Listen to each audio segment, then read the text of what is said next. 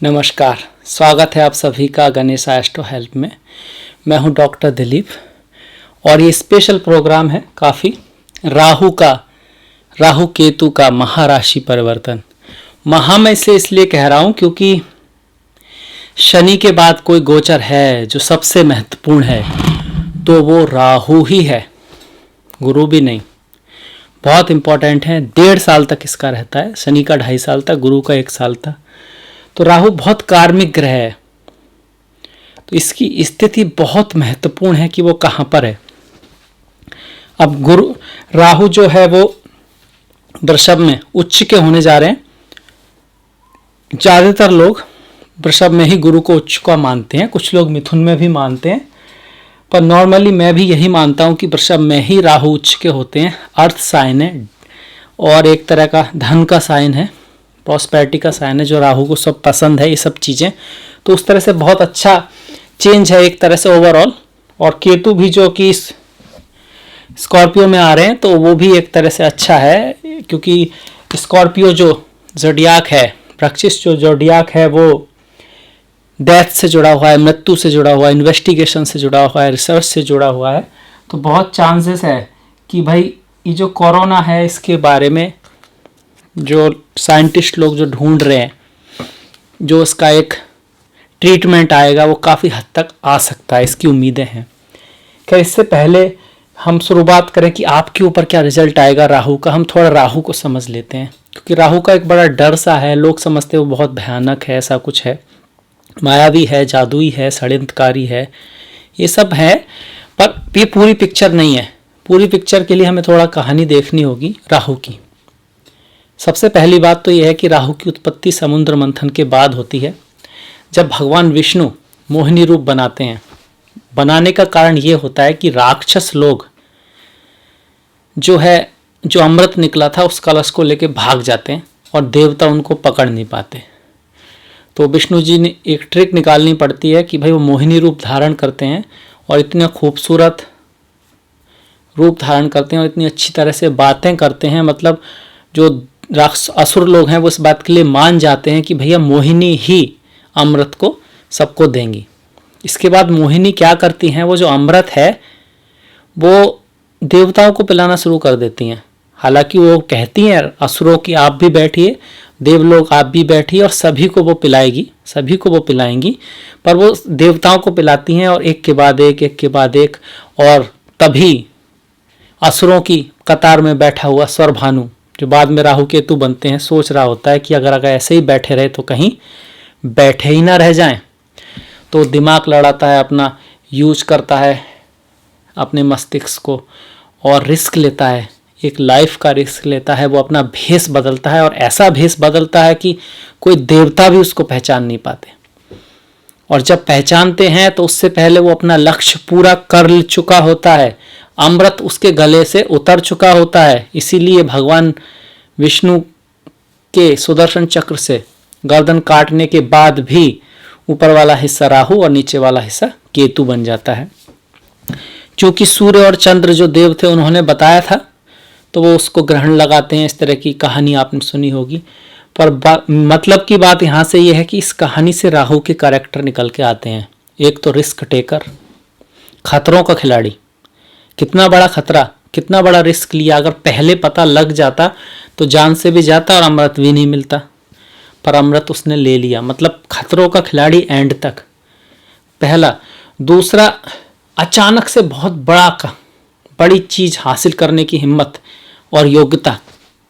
कहाँ एक राक्षस था और कहाँ फिर 9 ग्रहों में गिनती आ गई उसकी, देव हो गया वो, जिसकी पूजा की जाती है, राहु देव के मंत्र किए जाते हैं, है ना।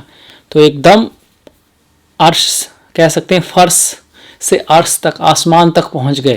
तो अचानक से बहुत बड़ी उपलब्धि, डिप्लोमेसी, धोखाधड़ी, षड्यंत्रकारी, ऐसा षड्यंत्र रचे कि भैया किसी को भी खबर ना हो। डिटेक्टिव, जासूस, कोई भी देवता पहचान नहीं पाए राहु की चाल को, और जब तक पहचाने तो देर हो चुकी थी। उन्होंने अपना वो काम कर लिया था जो वो करना चाहते थे। तो ये सारे गुण देते हैं। अब आप कहेंगे गुण तो अच्छे नहीं आ रहे, अच्छे कैसे नहीं है, बहुत अच्छे गुण हैं।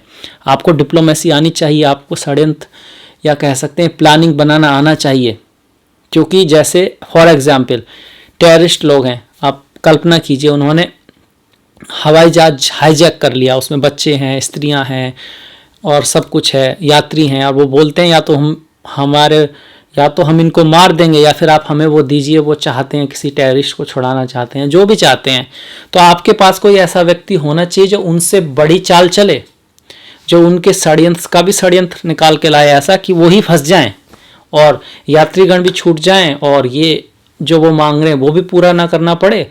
और एक महान उद्देश्य के लिए डिप्लोमेसी का, षड्यंत्र का, चाल चलने का यूज किया जा सकता है। तो ये सिर्फ योग्यता है जो राहु देते हैं।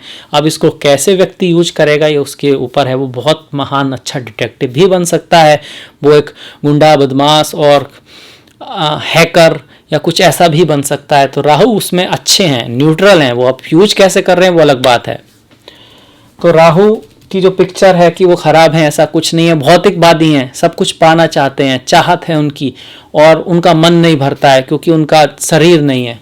पर वो भी सही है, वो भी सही है। उनकी सोच ऐसी है कि भाई जहाज जो है वो उड़ने के लिए है, वो वहाँ खड़े होकर बैठ रहने की, शांति प्राप्त करने के लिए नहीं है। इसी तरह से पानी का जहाज सबसे ज़्यादा सेफ और सबसे ज़्यादा बिना रिस्क के तो बंदरगाह में होता है। पर वो इसलिए तो पैदा नहीं हुआ ना, जहाज इसलिए तो नहीं बना कि बंदरगाह में सेफ पड़ा रहे, कुछ हो ही ना उसे। वो तो इसीलिए बना है कि वो बाहर जाए, लहरों से खेले और समुद्र में चले, डूब जाए तो डूब जाए। इसी तरह से राहु जो हैं प्रधान लोग, राहु शक्ति देते हैं रिस्क लेने की, बाहर निकलने की, आगे जाने की, आउट ऑफ बॉक्स जाने की, अपना जो कह सकते हैं कि अपने प्रतिभा से भी आगे जाने की, लोग क्या कहेंगे इस बात को बिना सोचे अपने लक्ष्य की तरफ जाने की क्षमता राहु देते हैं। इंडिपेंडेंट बनाते हैं आपको। कुछ लोग इसी चक्कर में नहीं कर पाते हैं कि भाई ये क्या कहेगा, वो क्या कहेगा, लोग क्या कहेंगे, और बहुत डिप्रेशन में आ जाते हैं। कुछ छोटी मोटी बात भी होती है तो थोड़ी थोड़ी बात पे लोग कभी कभी तो कि भाई मेरे से जूनियर का कह सकते हैं कि प्रमोशन हो गया तो उसने आत्महत्या कर ली, वो तो मेरे से मतलब अच्छा नहीं था और मैं नीचे रह गया, वो ऊपर आ गया। इस बात से ही टेंशन में आ जाते हैं लोग। तो उनका राहु बेकार हो सकता है, कमज़ोर हो सकता है। स्ट्रांग राहु व्यक्ति को स्ट्रांग, मजबूत बनाते हैं।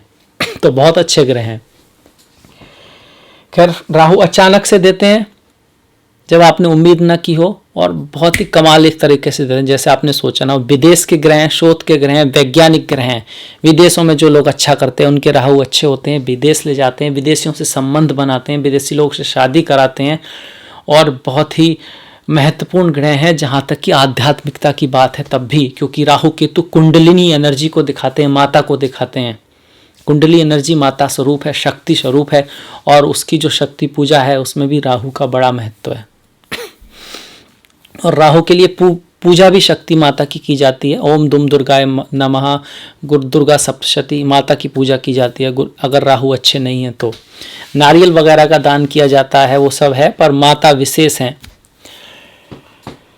माता का कवच वगैरह वो सब राहु के लिए इम्पोर्टेंट है। वन दुर्गा का अनुष्ठान, राहु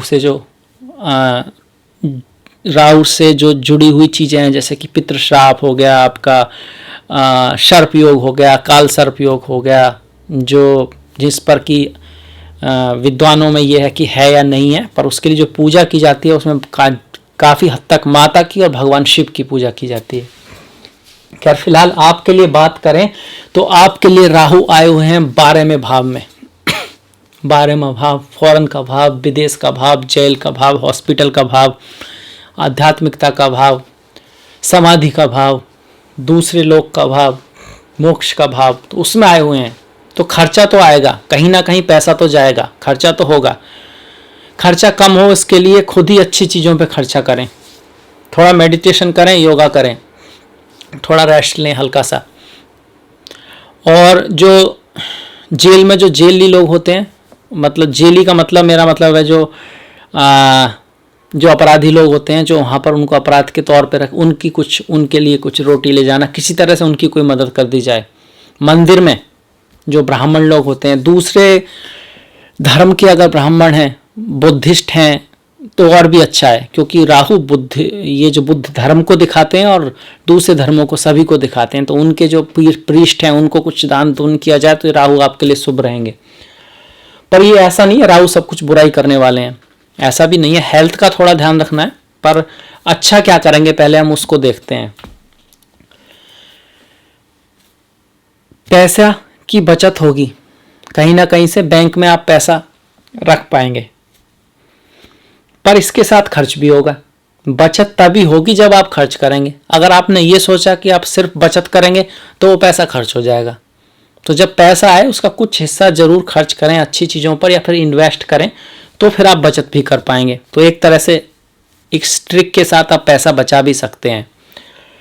परिवार में संबंध अच्छे रहेंगे, कहीं आपके दोस्त भाई बहन उनसे आपके रिश्ते अच्छे रहेंगे, बहुत अच्छी बात है।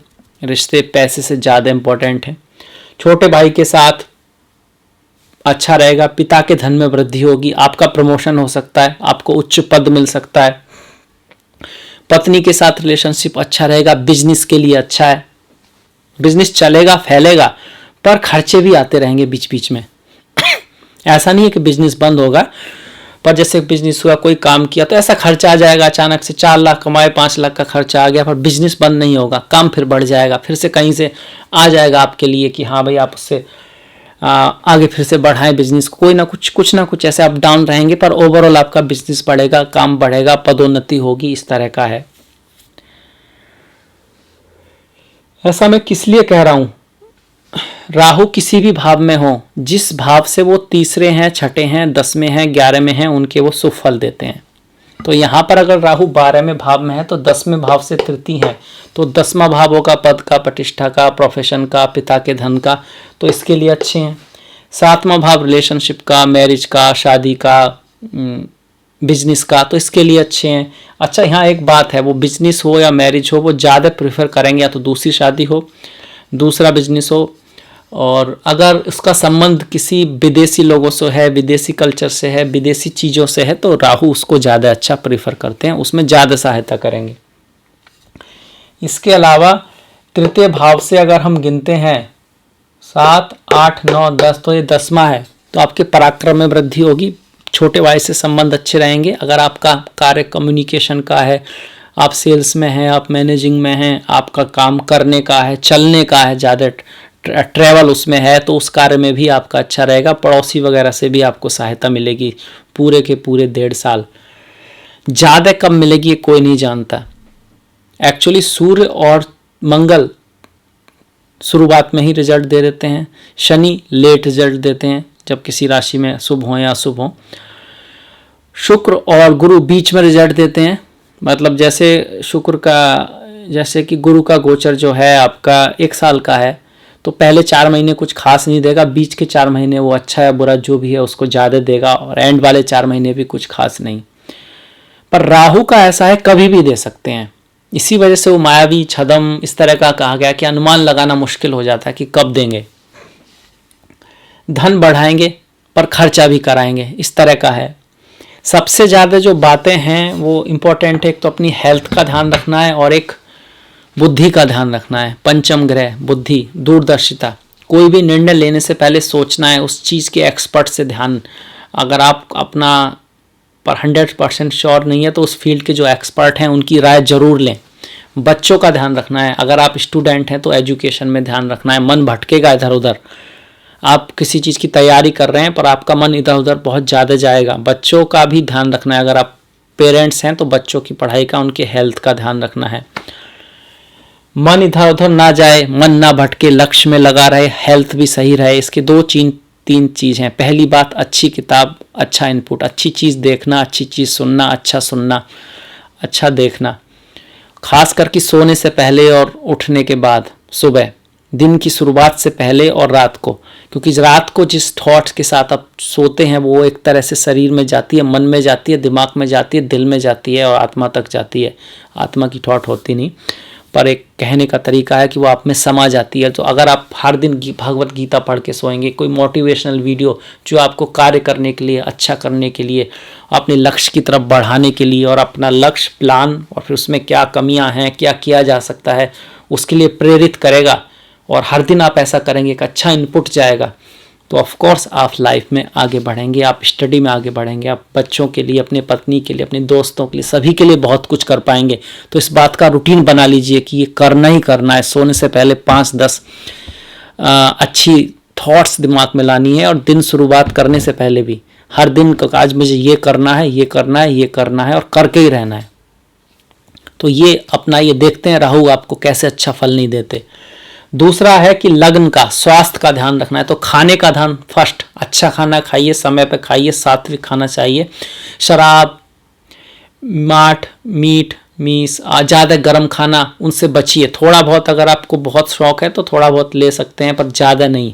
ज़्यादा लेंगे तो नुकसान होगा, क्योंकि ज्योतिष के अकॉर्डिंग राहु तामसिक भोजन से बिगड़ते ही बिगड़ते हैं। चाय कॉफ़ी भी कम कीजिए, सात्विक जूस, फल, पानी, अपनी जो सब्जियां हैं वो भी कम मसाले से, थोड़ा सा मसाला अच्छा है। अदरक का यूज कर सकते हैं, लहसुन का कम, प्याज का कम, अदरक का ज़्यादा, काली मिर्च का यूज ज़्यादा कर सकते हैं, लाल मिर्च का यूज़ थोड़ा कम करें। तो इस तरह से आपको फ़ायदा रहेगा। रीस लें, चावल लें, थोड़ा सा घी भी लें, शुद्ध देसी घी अच्छा होता है, बहुत ज़्यादा नहीं, थोड़ा सा। तो इससे आपके ये चीज़ें कंट्रोल में रहेंगी, दोनों की दोनों। इसके अलावा राहु की दृष्टियां देख लेते हैं। राहु की 12वें घर से जो 5वीं दृष्टि पड़ेगी वो चतुर्थ पर पड़ेगी। तो माता के साथ संबंध में थोड़ा सा ध्यान रखिएगा, उनकी हेल्थ का ध्यान रखिएगा। घर, गाड़ी, बंगला, जमीन अगर खरीदते हैं तो डॉक्यूमेंट का पूरा जांच कीजिएगा। यहाँ से राहु की दृष्टि 6ठे भाव पर है, रोग, ऋण, शत्रु। तो सेहत का हम पहले बोल ही चुके हैं, ऋण और शत्रु। किसी को कर्ज नहीं देना है, पैसा नहीं देना है, देते हैं तो वापस नहीं आएगा, सोच लीजिए। तो उतना ही देना है। हेल्प के तौर पे देना चाहते हैं, बिल्कुल दीजिए, पर ये सोच के कि हाँ मैं दे रहा हूँ तो फिर वो आएगा, तो 1.5 साल तो नहीं आने वाला, जहाँ तक चांस है। अगर कुंडली में बहुत धमाकेदार अच्छे योग नहीं है तो फिर मुश्किल है भाई। अच्छा, 9वें भाव पर जो राहु की दृष्टि है वहाँ पर शनि है और गुरु है। शनि का अष्टम में गोचर पहले से ही अच्छा नहीं है, आपकी ढैया चल रही है। गुरु वहाँ पर ठीक है, पर वो एक तरह से कह सकते हैं कि नीच भंग राजयोग भी बना हुआ है, और राजयोग भी बना हुआ है। तो अगर आप एस्ट्रोलॉजी में हैं, अकल्ट में हैं, कुछ ऐसी चीज़ में है, रिसर्च में है, तब तो ठीक है। आर्ट्स अष्टम से संबंधित, पेट्रोल के काम में है, डीजल में है, फाइनेंस में है, टैक्स में है, तब तो ठीक है। Otherwise there is a problem, तब थोड़ा सा संभल के रहने की जरूरत है। बच्चों का खास ख्याल रखना है, हेल्थ का ख्याल रखना है। बच्चों का क्यों? कि गुरु जो है 5म भाव के कारक भी हैं। हेल्थ का क्यों? क्योंकि शनि जो है आयु को दिखाते हैं और अष्टम में है, हालांकि अपनी ही राशि में है पर फिर भी अष्टम में है, तो हेल्थ का ध्यान रखना है। तो ये था हमारा राहु का। हर एस्पेक्ट को देखा हमने, घर को देखा, एस्पेक्ट को देखा, किस घर से तीसरा, छठा, 10वां, 11वां, पूरी राहु की पूरी कहानी देखी, और थोड़ी सी देर में और राहु की स्टोरी भी देखी। और इसके साथ साथ ये भी बता दूं कि राहु 3 नक्षत्रों में रहेंगे, सितंबर से लेके जनवरी का। इस सितंबर 23 सितंबर से जनवरी तक रहेंगे मृगशिरा, जो कि मंगल का नक्षत्र है। तो मंगल के जो घर हैं, 11वां घर और छठा घर, इसका ज़्यादा रिजल्ट देंगे ऐसा कुछ लोग कहते हैं। इनका भी रिजल्ट देंगे, इनका ज़्यादा रिजल्ट देंगे ऐसा नहीं है, क्योंकि नक्षत्र का रियल स्वामी मंगल नहीं है। मृगशिरा का जो रियल स्वामी है वो सोमा है, डायटी है सोमा। मंगल उनसे सिर्फ विषमोत्तरी दशा में जुड़े हुए हैं, तो इनका भी रिजल्ट देंगे। यहाँ पर केपी थोड़ा सा फेल होता है, क्योंकि वो सिर्फ इसे ही लेके चलते हैं, पर वास्तव में ऐसा नहीं है, वो इन सब ग्रहों के रिजल्ट देंगे। इसके बाद सितंबर कह सकते हैं कि जनवरी से 2021 की जनवरी से 2021 के सितंबर तक रोहिणी नक्षत्र, चंद्रमा के नक्षत्र में रहेंगे, तो धन ज़्यादा आएगा। जो कह रहे थे ना कि धन आएगा, खर्च करेंगे पर आएगा भी, तो इस बीच में धन थोड़ा ज़्यादा आएगा, और खर्च करते रहिए अच्छी चीज़ों पर, तो धन ज़्यादा आएगा। और इसके बाद मतलब कि 2021 के सितंबर से अप्रैल 2022 तक सूर्य के कृतिका नक्षत्र में रहेंगे, जो कि कम्युनिकेशन का है, क्रिएटिविटी का है, आर्ट का है, हाथ से कुछ करने का है, अपने आप को एक्सप्रेस करने का। तो ये सब अगर आप करेंगे ज़्यादा, तो दूसरे जो घर हैं जैसे कि शादी, प्रमोशन, धन, उन सब का भी ज़्यादा रिजल्ट मिलेगा। ऐसा नहीं है कि सिर्फ इसका मिलेगा। तो ये था एक ओवरऑल आइडिया आपके लिए। इसके अलावा नक्षत्र के बेस पे भी देखा जा सकता है। वो जिसको तारा विज्ञान बोलते हैं, जिसमें हम देखते हैं कि भाई जन्म तारा, संपत्ति तारा, विपत्ति तारा, क्षेमा तारा, प्रत्यारी तारा, साधक तारा, बाधक तारा, मित्र तारा, परम मित्र तारा, अपने जन्म नक्षत्र का जो तारा है और जिसमें राहु रहेंगे उस तारे के बीच वो देखा जा सकता है। वो एक अलग वीडियो हो जाएगा, पर मैंने एक आइडिया दिया आपको कि वो भी एक विज्ञान है और ये हमने बताया ये भी है, दोनों ही काम करते हैं, एक दूसरे के विरोधी नहीं है, एक दूसरे के साथ हैं। तो ये था मेरी तरफ से राहु केतु का महापरिवर्तन मिथुन राशि मिथुन लग्न के लिए। मुझे विश्वास है कि आपको पसंद आया होगा। आया हो तो प्लीज़ लाइक कीजिएगा, शेयर कीजिएगा और घंटी वाला बटन है दबाना मत भूलिएगा। आपकी कोई सजेशन है तो वो दीजिएगा, बिल्कुल कोई कमी हो तो उसे मैं सुधारने की पूरी कोशिश करूँगा। मैंने इंस्टाग्राम में अपना लिंक दिया है, फेसबुक का, इंस्टाग्राम का, ट्विटर का, डिस्क्रिप्शन में लिंक दिया है, सॉरी माफ़ कीजिएगा। और इसी के साथ मिलेंगे तो आप उसको फॉलो कर सकते हैं, लाइक कर सकते हैं। मिलेंगे इसी के साथ नेक्स्ट वीडियो में, तब तक के लिए नमस्कार।